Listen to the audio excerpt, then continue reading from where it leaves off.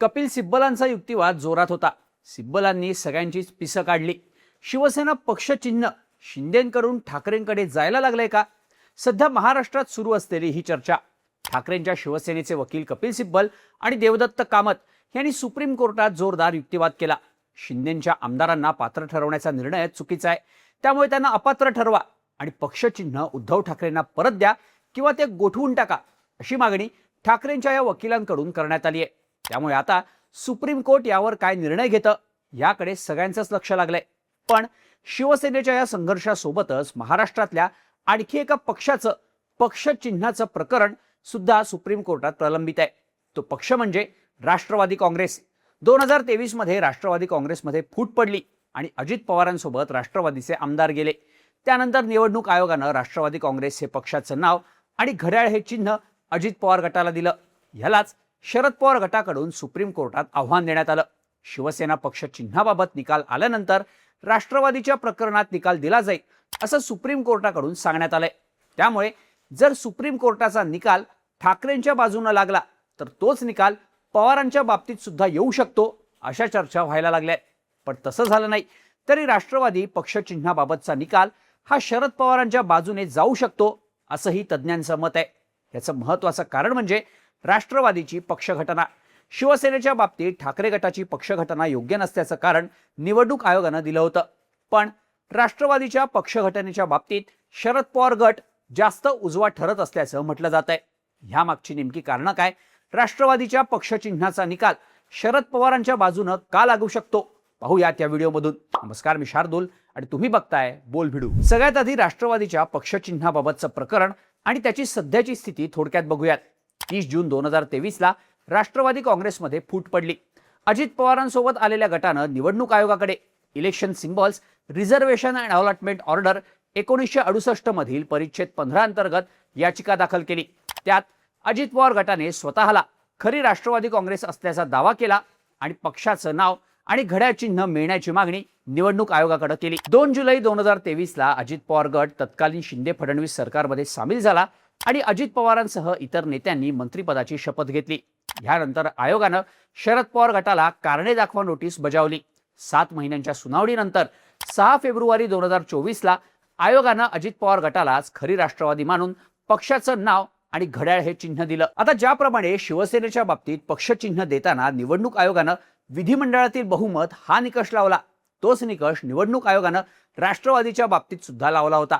आता इथेही निवडणूक आयोगाकडून ट्रिपल टेस्ट करण्यात आली, म्हणजेच पक्षाच्या घटनेतील उद्दिष्ट आणि ध्येय धोरणांची कसोटी, पक्षाच्या घटनेची चाचणी आणि बहुमताची चाचणी यावर हे निकष निवडणूक आयोगाकडून तपासण्यात आले। पक्षातील अंतर्गत संघटनात्मक निवडणुकांवरच वाद आहेत असं आयोगानं म्हटलं। आयोगानं दोन्ही बाजूंची कागदपत्र तपासली, त्यावेळी पक्षातील संघटनात्मक निवडणुका कितपत वैध आणि विश्वासार्ह होत्या याबाबत प्रश्न निर्माण झाले। विशेषतः पक्षाच्या वेगवेगळ्या स्तरांवरील प्रतिनिधींची निवड, त्यांची मतदार यादी, निवडणूक प्रक्रिया आणि पदाधिकाऱ्यांच्या निवडीशी संबंधित नोंदी याबाबत पुरेशी स्पष्टता नसल्याचं आयोगानं म्हटलं होतं। त्यामुळे संघटनात्मक बहुमत कोणाकडे हे ठरवणं अशक्य असल्याचं सांगत निवडणूक आयोगाने विधिमंडळाचं संख्याबळ तपासलं। त्यावेळी अजित पवारांसोबत 40 आमदार असल्यानं निवडणूक आयोगाने पक्षचिन्ह अजित पवारांना दिलं। आयोगाच्या या निर्णयाला शरद पवार गटानं सुप्रीम कोर्टात आव्हान दिलं। सुप्रीम कोर्टाने पुढे 2024च्या लोकसभा आणि महाराष्ट्र विधानसभा निवडणुकांसाठी अजित पवार गटाला घड्याळ वापरण्याची परवानगी कायम ठेवली, पण त्या डिस्क्लेमरची अट घातली। अजित पवार गटानं प्रचार साहित्य, जाहिराती, पोस्टर्स, सोशल मीडिया इत्यादी ठिकाणी घड्याळ चिन्ह वापरताना हे प्रकरण सुप्रीम कोर्टात प्रलंबित आहे हे स्पष्ट करणारा डिस्क्लेमर देण्याचे आदेश कोर्टानं दिले। नंतर शिवसेना आणि राष्ट्रवादीच्या प्रकरणात समान कायदेशीर गोष्टी असल्यामुळे शिवसेनेच्या प्रकरणाचा निकाल लागल्यानंतर राष्ट्रवादीच्या बाबत निकाल होईल असं सुप्रीम कोर्टानं सांगितलं होतं। आता सुप्रीम कोर्टात ठाकरेंच्या वकिलांकडून करण्यात येणारा मुख्य दावा हा विधिमंडळ पक्ष आणि राजकीय पक्ष याबाबतचा आहे। विधिमंडळातलं बहुमत म्हणजे राजकीय पक्ष नाही असा सिब्बल आणि कामत यांचा दावा आहे। त्यामुळेच आमदारांचं बहुमत हा एखाद्या राजकीय पक्षाचा मालकी हक्क ठरवण्याचा अंतिम आधार असू शकतो का, हा प्रश्न आता राष्ट्रवादीच्या प्रकरणातही महत्त्वाचा ठरू शकतो। त्यामुळे जर ठाकरेंच्या वकिलांचा युक्तिवाद सुप्रीम कोर्टानं योग्य ठरवला तर त्याचा परिणाम राष्ट्रवादीच्या निकालावर सुद्धा पडू शकतो। पण इथे आणखी एक महत्त्वाचा मुद्दा आहे, राष्ट्रवादीच्या प्रकरणात आयोगानं संघटनात्मक निवडणुकांवर प्रश्न उपस्थित केले होते. पक्षातील कोणतं संघटनात्मक बहुमत वैध आहे हे स्पष्ट होत नसल्यामुळे आयोगानं आमदारांचं संख्याबळ निर्णायक मानलं. त्यामुळे संघटनात्मक निवडणुकांबाबत प्रश्न असले तरी केवळ विधिमंडळातील बहुमताच्या आधारावर एखाद्या गटाला संपूर्ण राजकीय पक्षाचं नाव आणि राखीव चिन्ह देता येतं का, याबाबत सुप्रीम कोर्ट काय निर्णय देतं हे इथे महत्त्वाचं असेल.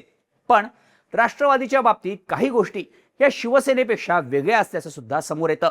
त्याचं कारण म्हणजे अजित पवारांच्या निधनानंतर राष्ट्रवादीत घडलेल्या काही गोष्टी.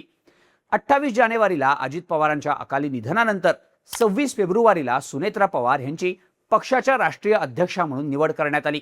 पण सुनेत्रा पवार यांच्या निवडीला पक्षातूनच चॅलेंज करण्यात आलं.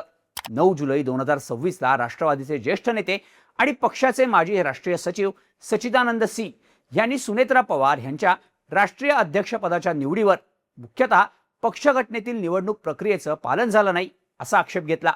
26 फेब्रुवारीची निवडणूक घटनाबाह्य आहे, या प्रक्रियेसाठी निवडणूक प्राधिकरण नव्हतं. तसंच सच्चिदानंद सिंह आणि इतर राष्ट्रीय प्रतिनिधींना नामांकन भरणं, निवडणूक लढवणं किंवा मतदान करण्याची संधी देण्यात आली नसल्याचा दावा सिंह यांनी केला होता. अजित पवारांच्या निधनानंतर आधी प्रफुल्ल पटेल यांच्याकडे अंतरिम अध्यक्षपदाची जबाबदारी देण्यात आली होती.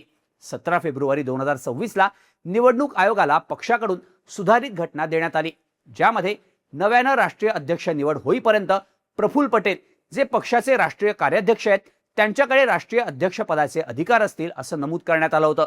आतापर्यंत सुधारित संविधान पक्षासाठी लागू आहे. सुधारित संविधानानुसार कार्यकारी अध्यक्ष प्रफुल्ल पटेल यांना सर्वाधिकार होते आणि त्यानुसार राष्ट्रीय कार्यकारिणीची बैठक प्रफुल्ल पटेल यांनी बोलावणं गरजेचं होतं. मग पक्षाचे राष्ट्रीय सरचिटणीस ब्रिजमोहन श्रीवास्तव यांनी कोणत्या अधिकारात राष्ट्रीय कार्यकारिणीची बैठक बोलावली असा सवाल सिंह यांनी केला होता. आता राष्ट्रीय कार्यकारिणीची बैठक 26 फेब्रुवारीला बोलवण्यासाठी 18 फेब्रुवारीला जे पत्र निवडणूक आयोगाला दिलं होतं त्यावर तत्कालीन राष्ट्रीय कार्यकारिणीच्या सदस्यांची परवानगी घेण्यात आली नव्हती. त्यामुळे राष्ट्रीय अध्यक्षांची निवड कशी झाली हा मोठा प्रश्न असल्याचं सच्चिदानंद सिंह यांनी म्हटलं होतं. इतकंच नाही तर सिंह यांनी पक्षाच्या अध्यक्षांसह वरिष्ठ नेत्यांना नोटीस बजावली असून राष्ट्रीय अध्यक्षपदाची निवडणूक पुन्हा घ्यावी अशी मागणी केली आहे. राष्ट्रवादी काँग्रेस पक्षाच्या राष्ट्रीय अध्यक्ष या नात्यानं सुनेत्रा पवार, कार्यकारी अध्यक्ष म्हणून प्रफुल्ल पटेल आणि पक्षाचे सचिव म्हणून ब्रिजमोहन श्रीवास्तव यांना ही नोटीस बजावण्यात आली आहे. या नोटीसला अजूनपर्यंत उत्तर न देण्यात आल्यानं 17 ऑगस्टला सिंह यांच्याकडून एक रिमाइंडर नोटीस सुद्धा बजावण्यात आली आहे. त्यामुळे सुनेत्रा पवार यांचं राष्ट्रीय अध्यक्षपदच धोक्यात असल्याच्या चर्चा आता व्हायला लागल्यात. आता राष्ट्रीय अध्यक्षांच्या निवडणुकीला जर अजित पवारांच्या पक्षातूनच आव्हान दिलं जात असेल तर हीच गोष्ट शरद पवार गट सुप्रीम कोर्टात प्रभावीपणे मांडू शकतो. अजित पवारांच्या निधनानंतर सुनेत्रा पवारांची राष्ट्रीय अध्यक्ष म्हणून झालेली निवड ही पक्षाच्या घटनेनुसार नाही, ती घटनाबाह्य आहे. पण या उलट शरद पवार गटाचे राष्ट्रीय अध्यक्ष म्हणून शरद पवारांची झालेली निवड ही राष्ट्रवादीच्या मूळ घटनेनुसार आहे. त्यावर पक्षातल्या कोणत्याही नेत्यानं आक्षेप घेतलेला नाही. त्यामुळे पक्षाच्या संविधानाचं पालन हे शरद पवार गटाकडून केलं जात असल्यानं कोर्टाने सांगितलेल्या ट्रिपल टेस्टमधील पहिल्या 2 टेस्टच्या आधारे राष्ट्रवादी पक्ष आणि घड्याळ हे चिन्ह आम्हाला मिळायला हवं असा युक्तिवाद शरद पवार गटाकडून कोर्टात केला जाऊ शकतो. यामुळे कोर्टात शरद पवारांची बाजू जास्त भक्कम होऊ शकते. यापैकीच दुसरा मुद्दा म्हणजे मधल्या काळात राष्ट्रवादीतला अंतर्गत संघर्ष उफाळून आल्याचं पाहायला मिळालं होतं. पक्षाच्या अध्यक्ष झाल्यानंतर सुनेत्रा पवार यांच्याकडून निवडणूक आयोगाला एक पत्र देण्यात आलं. अजित पवारांच्या निधनानंतर पक्षाची सूत्र हाती घेईपर्यंत सुनील तटकरे आणि प्रफुल्ल पटेल यांच्याकडून निवडणूक आयोगाशी जो पत्रव्यवहार झाला तो ग्राह्य धरला जाऊ नये असं सुनेत्रा पवारांनी पत्रात सांगितलं होतं. तसंच नंतर राष्ट्रीय कार्यकारिणीच्या यादीत प्रफुल्ल पटेल आणि सुनील तटकरे यांच्या नावांसमोर पक्षातील त्यांच्या पदांचा उल्लेख सुद्धा करण्यात आला नव्हता. आता ही गोष्ट सुद्धा सुनेत्रा पवार यांच्या पक्षाला अडचणीत आणणारी ठरू शकते. सच्चिदानंद सिंह यांच्या म्हणण्यानुसार अजित पवारांच्या निधनानंतर प्रफुल्ल पटेल यांना अंतरिम अध्यक्ष म्हणून काम पाहण्याची व्यवस्था करण्यात आली होती. पण जर 26 फेब्रुवारी पूर्वीचा तटकरे पटेलांच्या माध्यमातून झालेला पत्रव्यवहार अधिकृत नाही असं सुनेत्रा पवार स्वतः निवडणूक आयोगाला सांगत असतील तर त्या कालावधीत पक्षाच्या अंतरिम नेतृत्वानं घेतलेले निर्णय आणि केलेला पत्रव्यवहार नेमका कोणत्या अधिकारानं झाला होता हा प्रश्न उपस्थित केला जाऊ शकतो. जेव्हा राष्ट्रीय अध्यक्षाची निवड करण्यासाठी 26 फेब्रुवारीला राष्ट्रवादीचं राष्ट्रीय अधिवेशन बोलवण्यात आलं तेव्हा प्रफुल्ल पटेल यांनीच राष्ट्रीय अध्यक्षपदासाठी सुनेत्रा पवारांच्या नावाचा प्रस्ताव मांडला होता आणि त्या प्रस्तावाला सुनील तटकरेंनीच अनुमोदन दिलं होतं। मग जर त्यांचा पत्रव्यवहार ग्राह्य धरला जाऊ नये असं सुनेत्रा पवारांचं म्हणणं असेल तर मग त्यांची राष्ट्रीय अध्यक्षपदी झालेली निवडच अवैध ठरते असा दावा शरद पवार गटाकडून कोर्टात केला जाऊ शकतो। आता अलीकडेच निवडणूक आयोगानं सुनेत्रा पवारांना पत्र लिहून पक्षातल्या घटनेतल्या बदलांबाबत विचारणा केली होती। निवडणूक आयोगानं पक्षाच्या घटनेमधील दुरुस्त्यांसंदर्भातील आवश्यक कागदपत्र आणि प्रस्ताव सादर करण्याची मागणी केली आहे। सुनेत्रा पवार यांच्याकडून निवडणूक आयोगाला 10 मार्च 2026 आणि 7 एप्रिल 2026 ला जी पत्र पाठवण्यात आली होती त्या पत्रानुसार राष्ट्रवादी काँग्रेसच्या घटनेत कलम 6, 7, 12, 18, 1, 32 आणि 36 मध्ये बदल करण्यात आले। मात्र राष्ट्रवादी काँग्रेसकडून जमा करण्यात आलेल्या कागदपत्रांमध्ये केवळ कलम 18(1) संदर्भातील 26 फेब्रुवारी 2026 च्या राष्ट्रीय कार्यकारिणीच्या ठरावांचा समावेश आहे। त्यामुळे पक्षाच्या घटनेतील कलम 6, 7, 12, 32 आणि 36 संदर्भातील ठराव आणि बदला संदर्भातील कागदपत्र जमा करावीत असं निवडणूक आयोगानं पत्रात म्हटलंय।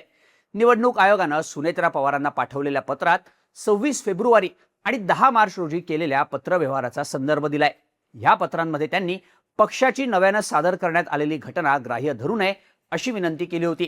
तसंच पक्षाच्या नव्या राष्ट्रीय कार्यकारिणीच्या सदस्यांची यादीही आयोगाकडे पाठवली होती। या पार्श्वभूमीवर आयोगानं पक्ष सदस्यत्व, राज्य समित्यांची रचना, पक्ष समित्यांचं निलंबन आणि पक्ष निधीच्या वापराशी संबंधित घटनात्मक दुरुस्त्यांना मंजुरी देणारे अधिकृत ठराव सादर करण्याचे निर्देश दिलेत।